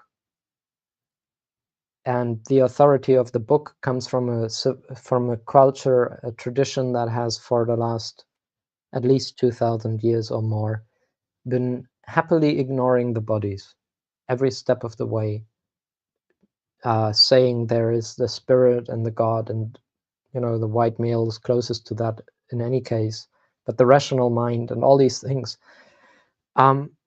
They've been even like, that's Bucky's beef with the geometers, is they were unscientific because they only mentioned 3 out of 4 tools they were using, not including their own body. But they said, compass or divider, straight edge or ruler, and a scribe. That's 3, and they said all their geometry was done with that. But if you only had those 3 tools, you might notice it's impossible to draw geometry with those unless you have somebody to draw it on. You need somebody to trace out those relationships upon, be it the earth, geos, or a piece of wood or a stone or whatever. And this, there's a whole deep dive we could take into the origin of the alphabet and the works of David Abram, who looked into this, who's been really, really deeply influential on my sense of self. And he is where I learned what time is from, which I also integrated with Synergetics. But all of that is pointing to the fact that this whole tradition is ignorant of the embodiment. And it's placing a lot of worth and value on something that is only imaginary, which is this level of the spirit or the mind that is without a body. And even the objectivity of science is still a remnant of that, because it's basically the translation of the omniscient God into omniscient science, when everything in the universe is intersubjective, and there is no need to declare any objectivity. So I think that this moment in the school where the pupil is taught to not trust their senses because the point they have just drawn is supposedly not really there, because a point is without dimension. I think that is, for many people, the moment when they are really getting into the cognitive dissonance. They have already been embedded in it since their birth, but that is the moment when it's really written into their perception. And yeah, I think that there is no good reason to hold on to that, as it's been proven to be mistaken. And again, we could go even deeper into many reasons why it clearly is wrong. But just for a moment, if we imagine all the creative potential and the magnificent mind that we have as humanimals that has been channeled into the abstraction, abstraction originally meaning a channel that you take off a river. That's the abstraction. So the river is reality. We're in the channel we call 3D reality. And all of this destruction that we've wreaked upon the earth, all the desertification of one civilization after the other, all the harm, the trauma, the colonization, the civilization, all of that stuff has been done within that channel. But there is that river still, and we can just get out of the channel and get back into the river, flow along with everything. No need for force, no need for pushing anything. We can draw everything the way we need it. We can look at the world and see what it is that we need and how we can draw connections in the existing landscape that facilitates our needs while keeping the whole intact. And I think if we do that, the capacity for healing, for reintegrating, for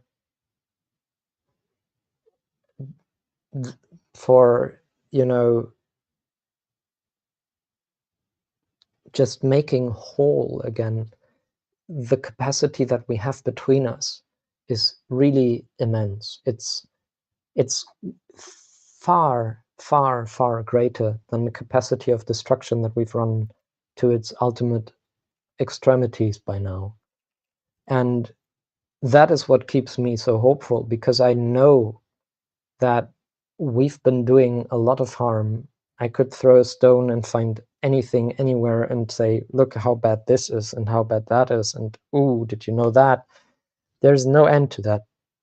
However, it's all the outcome of a false perception. And if we abandon that, because we can just, when we're not depending on it anymore, it's not the only story there is. If we let go of that and embrace what is real, embrace the Li, as the Chinese call it, the ways and patterns that universe comes at us and comes through us, and we'll come out of it, then we have a potential to regenerate and recover a lot of the ground that has been discovered and broken.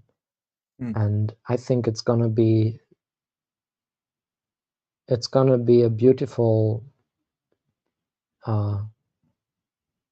world when we are living in that place, and it's gonna be something that will draw slowly first, but more and more quickly everyone in, because if we're looking at the world right now, there is the fossil-minded people that hold onto their old ways stubbornly because they are rigid in their thinking and they don't know any way out of that.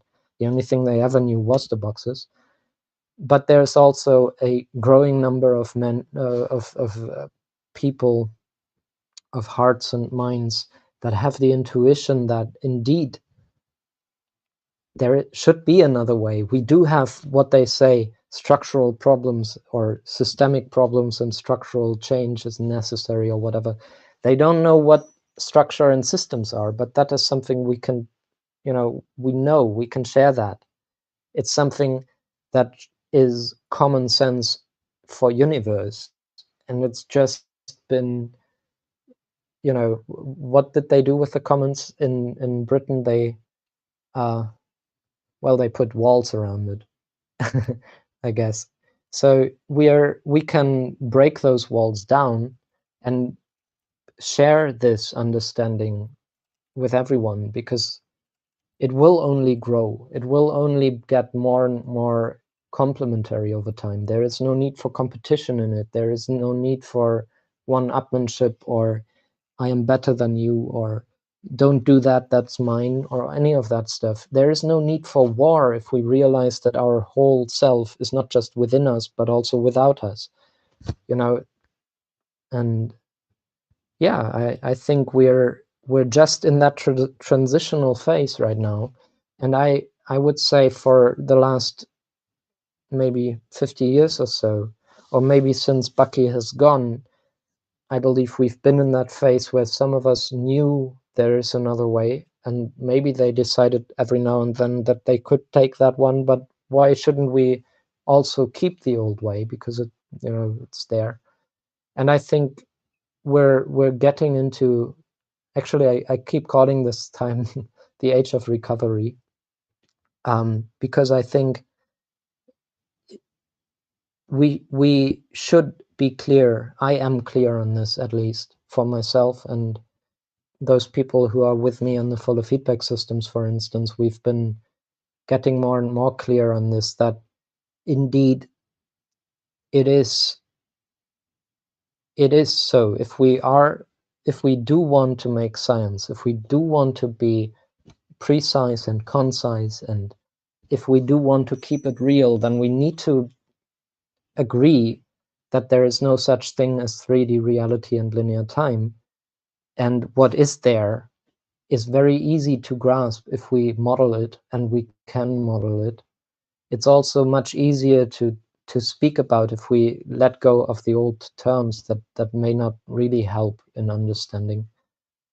And then, yeah, I think this shift can happen much faster than anyone would see coming right now, because we have all these tools that can spread all kinds of misinformation and nonsense in no time at all. But why shouldn't it change to spreading some sense for a change,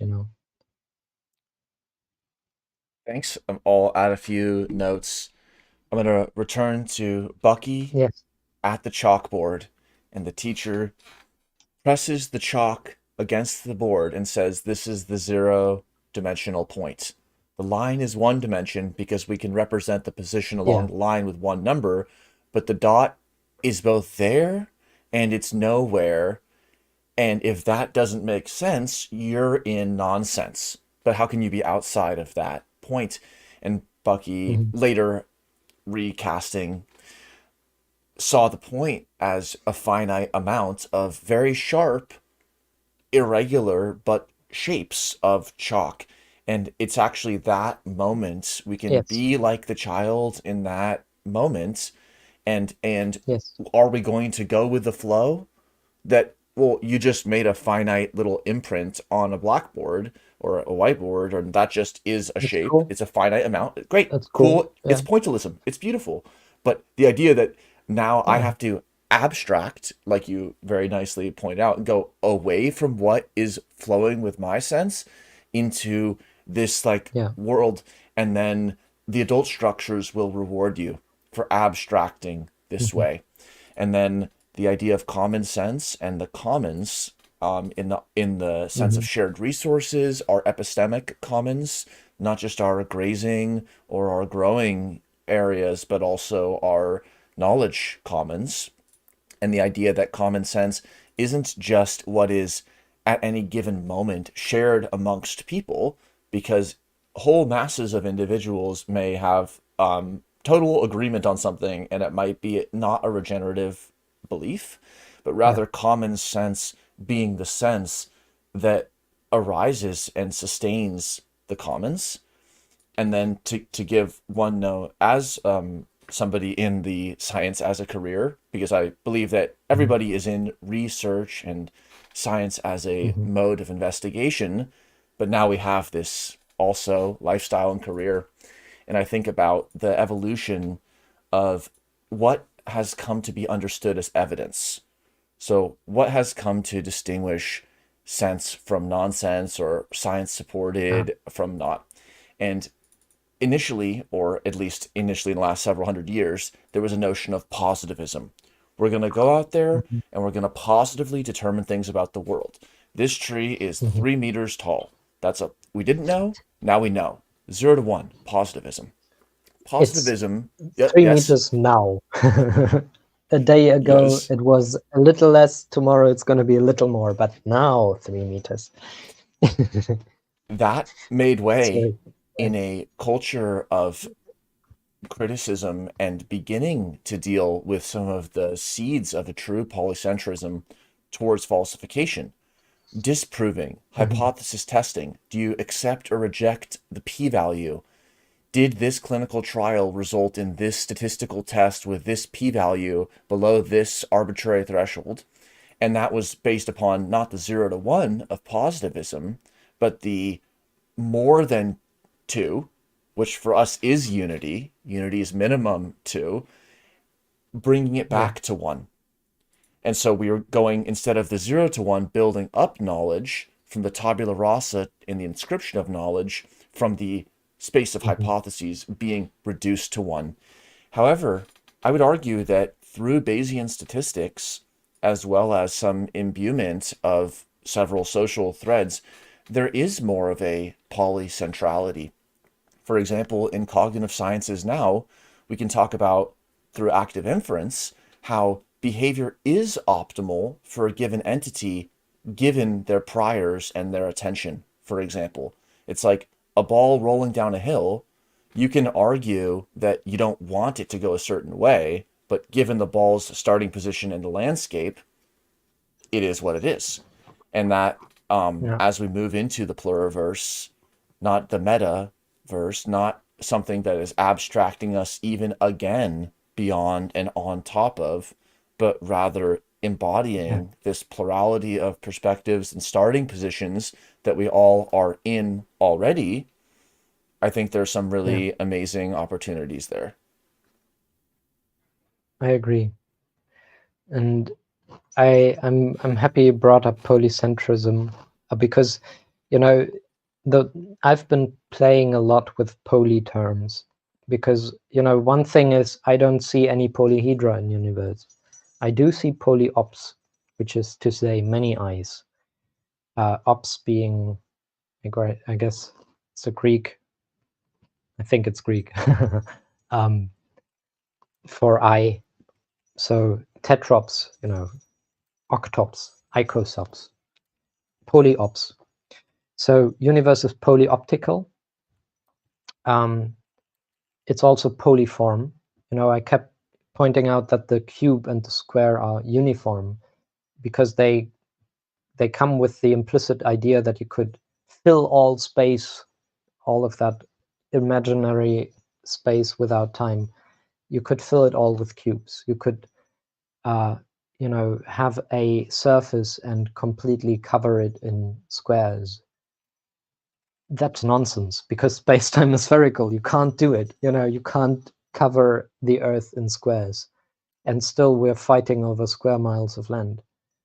And we're creating artificial landscapes of monocrops, trying to create the ideal of uniformity out there. And when we do the same with people, the outcome is disastrous as well. However, the actual structure of space-time is not uniform. It's actually polyform. Because if I show you even the two frequency of the four eyes, right? So here is the four eyes, but it's the two frequency. Say, meaning along the edge of this, there's 1, 2, 3 hearts, which is centers of spheres. So there would be 3 spheres here, and between the three is 2 intervals. Interval is the valley between 2 spheres. So this is 2 frequency, and within this we find it's actually complemented out of 2 kinds of shapes, because this big thing is made up of 4 small four eyes, and between them is a gap, and that's an 8 eyes. And this is a kind of plurality or complementarity that we find throughout all of these structures. Here's the 2 frequency 8 eyes, and we find It's 6 small 8 eyes with 8 4 eyes between them. Here is a bit of a more complex version of this is a 2-frequency, what I call mother of all spheres. Bucky called it the vector equilibrium. So there is a whole lot of spheres in this, but we also find that it's always adjacent complementation of 8 eyes and 4 eyes, which comes already to us if we look just at the first triangle unfolding, because the first triangle is one triangle, but the moment you unfold it, it actually turns polyform, as I say. So polyformity in that sense is, which one do I take to show you what I just said?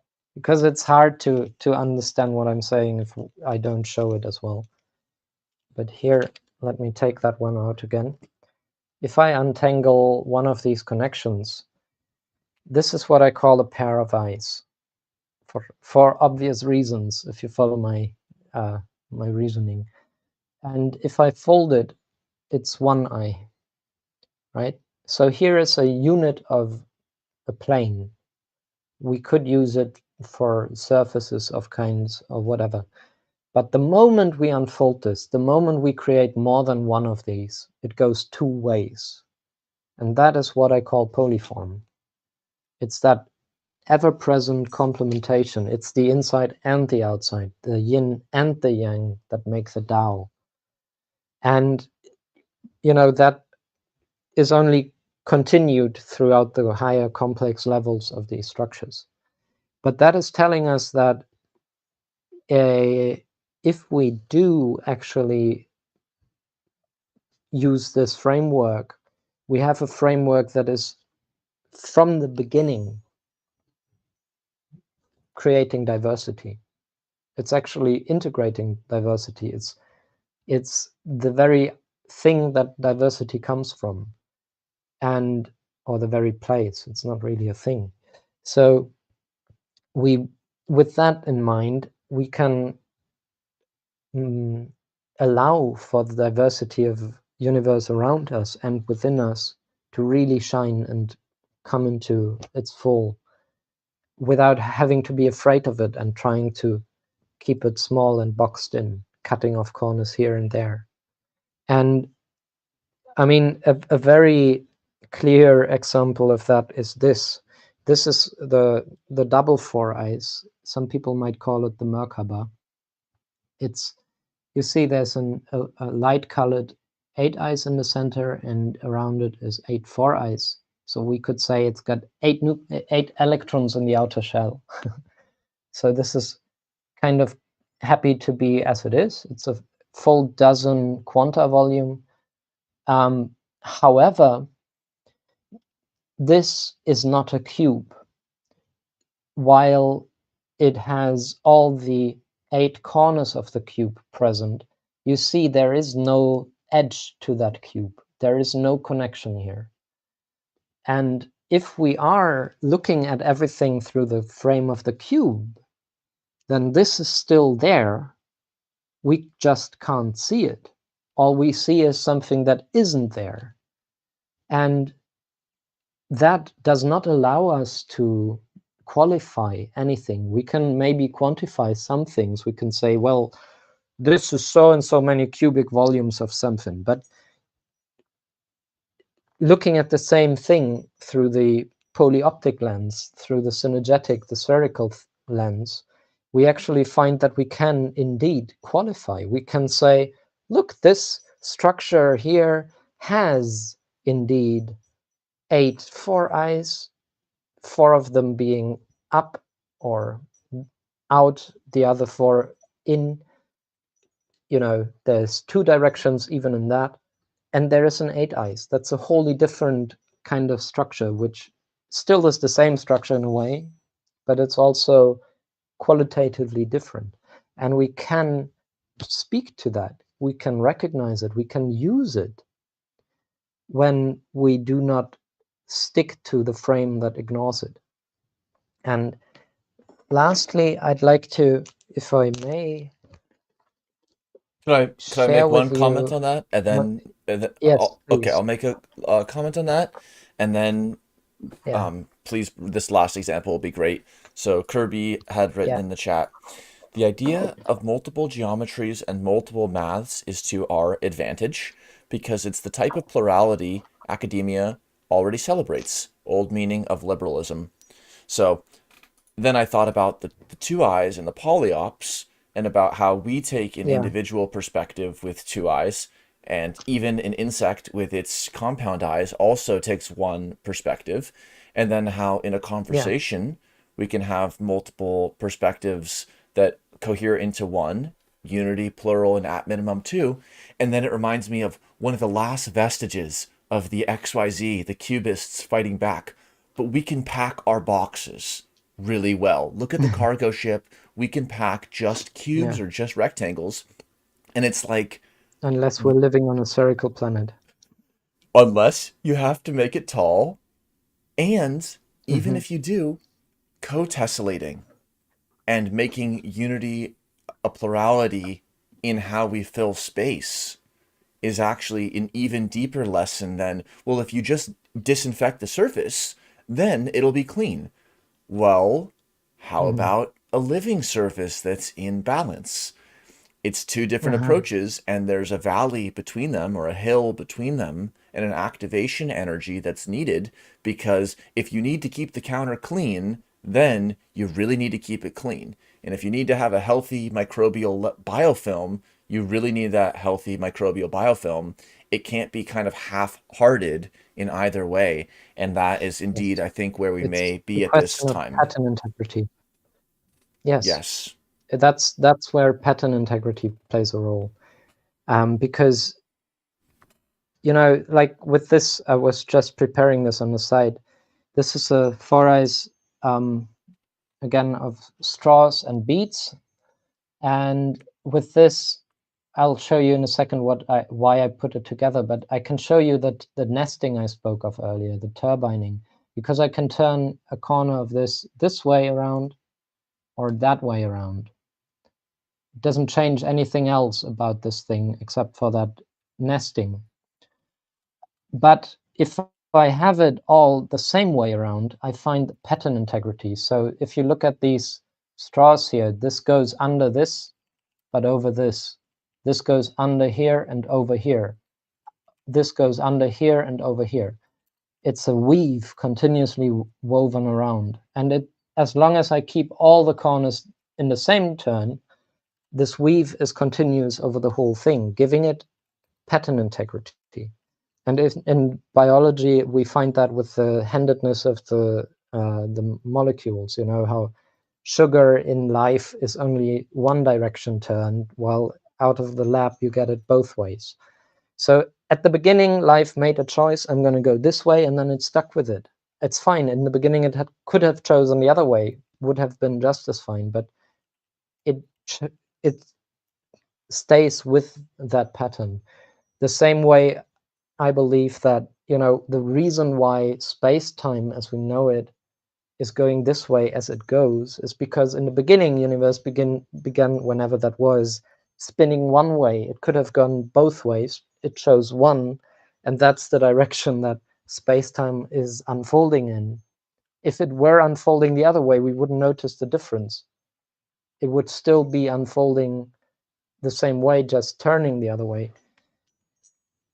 But I would still respectfully disagree with Kirby on that, because with that notion of the two systems at play, because while I agree that it might, in certain instances, it may be helpful to keep both at play, because we can understand the one that we've been using truly only if we know the other, and we can continue using it for special occasions, like we still have a whole lot of boxes in the world. What do we do with them? But I believe we need to be sort of of one mind on which one we need well, which one we choose to be the one that we're using as the beginning, as the ground of all, as the heart of the matter, you know. And I think it's clear that when we use the box thing as the heart, everything disintegrates. We've done that for a while. While if we were to use the sphere at the heart, then we would get to a different place. We would be integrating all the time, and we could accommodate the boxes if need be, but I think we still need to make that shift. We need to be clear with everyone that we speak to. And with that, here is that last model. So I showed you earlier somewhere the mother of all spheres, which is, if we looked at the actual spheres, it looks a lot like this one, where you have a dozen spheres around one, like that. And you spoke of Bucky and zero and all that kind of stuff. So Bucky found out that zero has a geometry, and the geometry of zero is what he called the vector equilibrium, because that's the nucleated system. That's an omni-embracing sphere growing around a nucleus. And in my languaging, I would call that vector equilibrium. While I love the name, you know, it's a very good name, I just call it the mother of all spheres, because it's, you know, what you get when you put spheres around a sphere. Seems reasonable. And I can just put this in here for a second while keeping talking. So if we have a sphere being a membrane with a center of gravity, then here is that just coming into being. I'm just connecting the center of gravity with the membrane currently, putting the dozen spheres out here all around the one sphere in the center. And whoops, almost. Just one There note we go. there. Yes, Reading yes, a Kirby note. Vector equilibrium yes, equals please. 12 balls around a nuclear one, 4 Yes, hexagon necklaces crisscrossing in 12 places, expanding the yes, pattern outwards with more balls, 1, 12, 42, 92, gives IVM ocean indefinitely huge. So that's how we have our yes, origin point as well as space filling. indeed. And it's not space filling, it's space-time filling. You know, this is not space. There is no space. There only is space-time. And that is completely structured. And, you know, looking into the so-called vacuum of space and seeing it's a dark place is really ignoring that it's full of light. It's just we see the light only if we look into the origin of the light along the rays. But here is a sphere. This is a mother of all spheres, and you see how it likes to dance, right?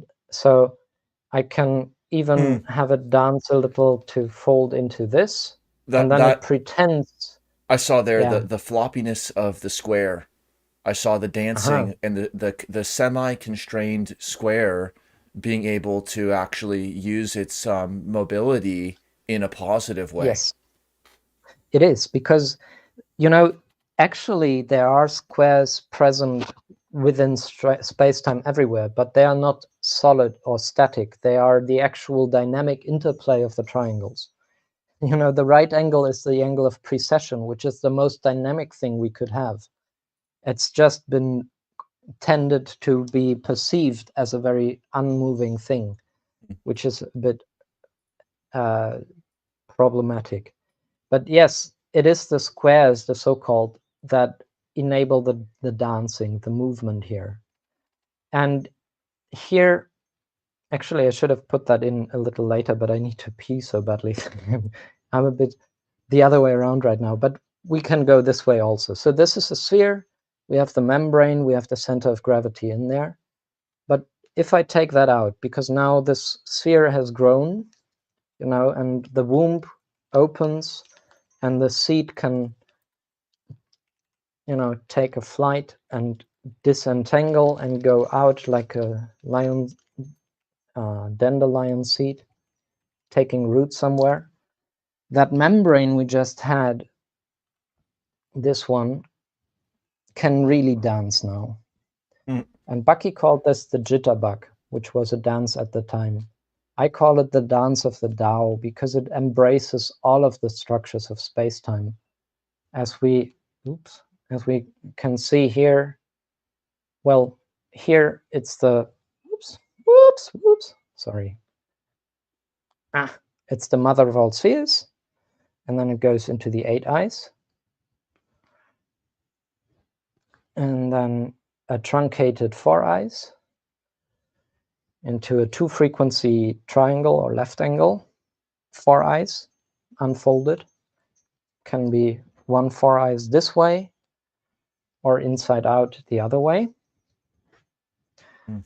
And it can even go down to 1 eye. Here's 1 eye, that polyform where it all starts. All right, so all of those that we looked at so far are part of that already, but there's one more hidden in there, and I think I'm just can you bear with me if I just take a yes. minute Go out? for it, and then All when you right, come it's back, we'll gonna finish help. it out. Great. Perfect. Thanks everybody for your great comments in the chat. There's just so much wisdom and so many awesome additions and perspectives there. And as I had written there, I really like what Struppi said about the orthogonal ankle being the most dynamic through precession. That's like spinning a bike wheel, and why is it hard to turn it from side to side? So there is something that's happening at the orthogonal relationship between forces. And then Bucky also takes that idea of precession in the case of, for example, a honeybee who's looking to forage on pollen and nectar, and by doing so is part of the regeneration of the flowers. And precession also applies outside, even there. And then that it just ties so many great things together. I guess while Struppi's away, I can talk about him, but really appreciate that we could make this happen today. And it's the first Synergetics stream where there's been a discussion, even though I guess all have been discussions with Bucky or others in their own way, with Carl Friston or with William Blake. And if you're watching and you want to get involved or make suggestions or be a guest, all of these would be awesome.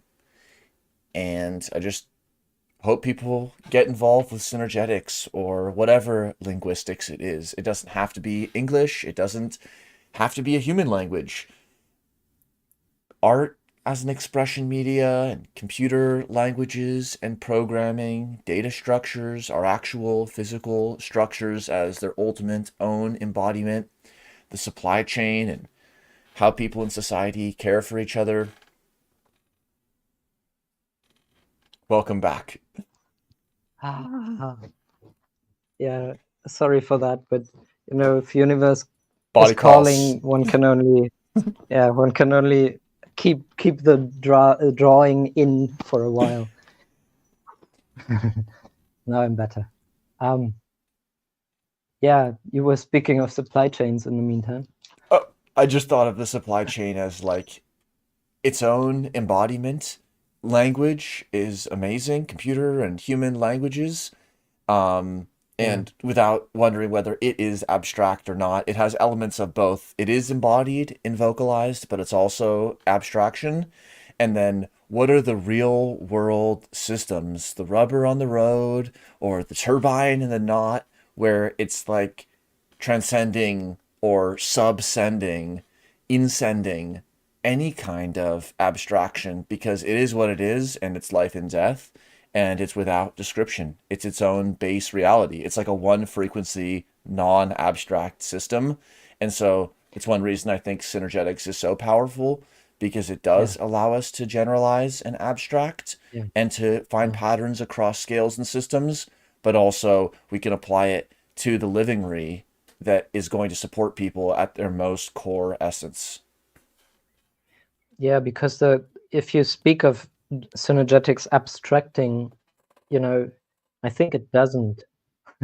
It doesn't really abstract. It does read out of the experience the patterns and the principles that, you know, generalized principles are always true and omni-interaccommodative and all these things. But while the knot itself is a metaphysical pattern that is always present, whether we embody it or not, it is also something that needs the embodiment to become present in a way. So I think, you know, in my mind, all of these things have come into being one whole thing, and it's very hard to really abstract anything within that recognition of the behavior of the whole, because it's more of an putting into words something that is already put into universe. It's already there, and then we can point it out and we can speak of it, but it's not really taking away from it. And abstraction is to take away from. We're not taking away from the whole, we are adding all the time. And yeah, I think it is incredibly powerful in that regard, because, you know, to begin with the whole and then go from there is a very, very, very different part or place than to begin with taking apart, to look at whatever the building block may be. And there is no such thing as building blocks in the universe. None. It's We futile start to look for them. when we start with the whole, with the I, and when we start with Mm-hmm. specifically the I and minimum two and a few other themes that weave together, we unfold in such a different way. We do. We are unfolding in the way of the whole. And that is, you know, when we do that, it's really, it's hard to grasp in a way, the difference between this and that, because most people have only ever experienced the world through the partialized and compartmentalized and the atomic, where the idea is if we just break it into the smallest bits, then we know it.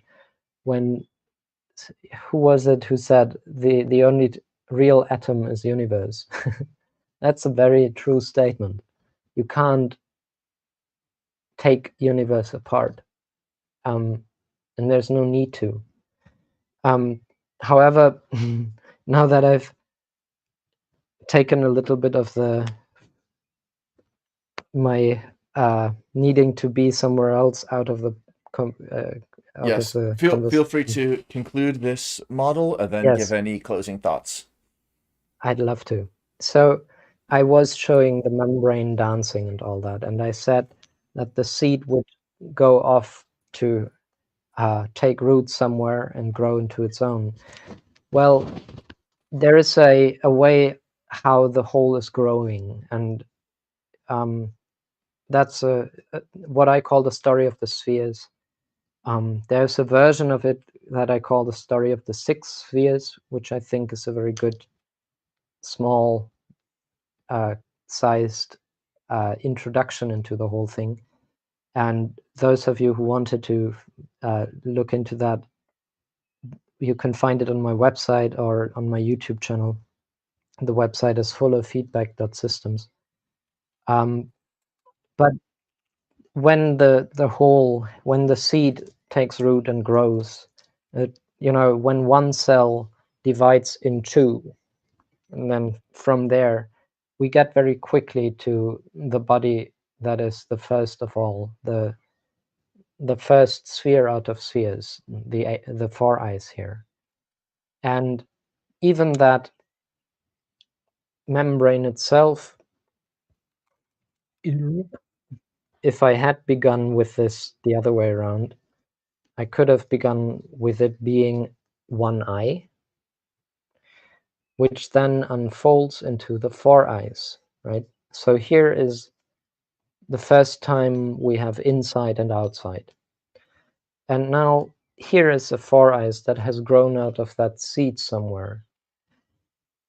But if we take that and dismember it for a moment, right? Because it's only just these rings of beads and these buttons here. My cat is getting demanding. Sorry for that. Karl, wir haben es gleich geschafft. Geh mal noch mal weg. Ah, so he knows it's time. But anyways, I'm just doing this quick, taking these apart. Here is 6 fingers. I call a vector a finger because it's pointing from one heart to another. And if I take these 6 and put them into this membrane of the mother, we get something which was hidden in the dance in between, out of phase with the others. Something where we only have a membrane and no internal structure at all. So I'm just going to put in these connections between these corners through what was oftentimes perceived as squares. Oh no. Karl, get off the computer. Get off, get off. Ah. Are you still there? I hope so. Oh, yes. Yeah, he's interfering. Interference pattern Wow. wildly. That's his tail. Our calendar says right now a Chinese proverb. I gave a command to my cat, and they passed it on to their tail. Ah, always sitting on the keyboard. All right. Okay. So I've come to the last finger missing. And we just arrived at Pac-Man, basically. And when we plug that last one in, we've just added 6 fingers to this system, which was, as you recall, 1 4 eyes worth. And what we got now is the dozen and 8 eyes. So a dozen and 8, if you recall your clock, is 20. So this is what the Greek would call an icosahedron, a 20 eyes. But it really is a dozen and 8 also. And I think there is much to be said about dozenal instead of decimal system with regards of all things synergetic. But this is the third out of the so-called platonic solids that has triangles, right? There's 4 eyes, the 8 eyes, and the dozen 8 eyes. And they all turn out to be members, states of the same transformation, of the same patterning, of the same matterning, maybe. It's the dance that the mother can be showing us if we just open our eyes to it. And this is a beautiful, useful structure.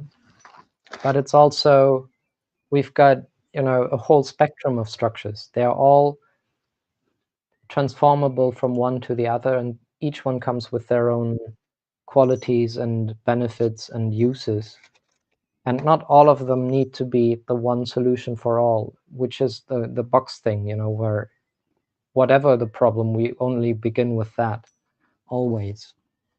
So, yeah, that's just like a short and small and neat little look into what what this can show us if we look and if we listen and if we dare to be naive, as Bucky invited us to.